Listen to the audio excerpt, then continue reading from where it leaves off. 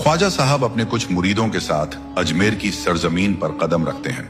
कयामत की गर्मी थी और धूप से बचने के लिए वे एक छायादार पेड़ के नीचे आराम फरमाने बैठ जाते हैं। जैसे ही वह कुछ पल आराम कर रहे थे, उसी समय राजा के कुछ सिपाही वहां आते हैं और उन्हें वहां से चले जाने के लिए कहते हैं। आप लोग कौन हैं और कहां से आए हैं?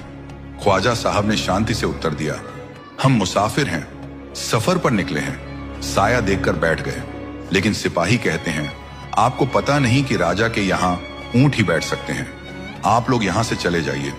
ख्वाजा साहब मुस्कुराते हुए कहते हैं, भाई इतना बड़ा जंगल पड़ा है, राजा के ऊंट तो कहीं भी बैठ सकते हैं। लेकिन सिपाही जिद पर अड़े रहते हैं और कहते हैं, नहीं, यहां राजा के ऊंट ही बैठेंगे।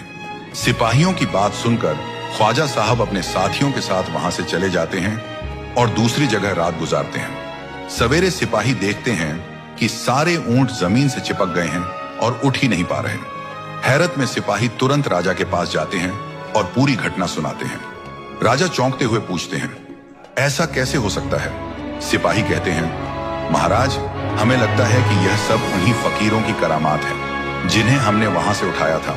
शायद वे सच्चे फकीर थे। राजा तुरंत फकीरों को ढूंढने का आदेश देते हैं और उनसे माफी मांगने को कहते हैं। सिपाही ख्वाजा साहब के पास पहुंचते हैं। ख्वाजा साहब उन्हें बैठने का हुक्म देते हैं और जैसे ऊंट जमीन से चिपके थे, वैसे ही सिपाही भी चिपक जाते हैं। जब राजा को यह खबर मिलती है कि उनके सिपाही भी जमीन से चिपक गए हैं, तो वह खुद ख्वाजा साहब के पास आते हैं।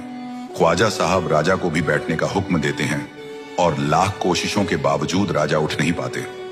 आखिरकार राजा हार मानते हैं और ख्वाजा साहब से माफी मांगते हैं। ख्वाजा साहब को रहम आ जाता है और वे जमीन को हुक्म देते हैं, ऐ जमीन, मैं तुम्हें हुक्म देता हूं, इन सभी को आजाद कर दो। उनके हुक्म की तामील होती है और सभी आजाद हो जाते हैं। राजा बार बार उनकी मेहरबानी का शुक्रिया अदा करते हैं। हमारे चैनल को सब्सक्राइब करना ना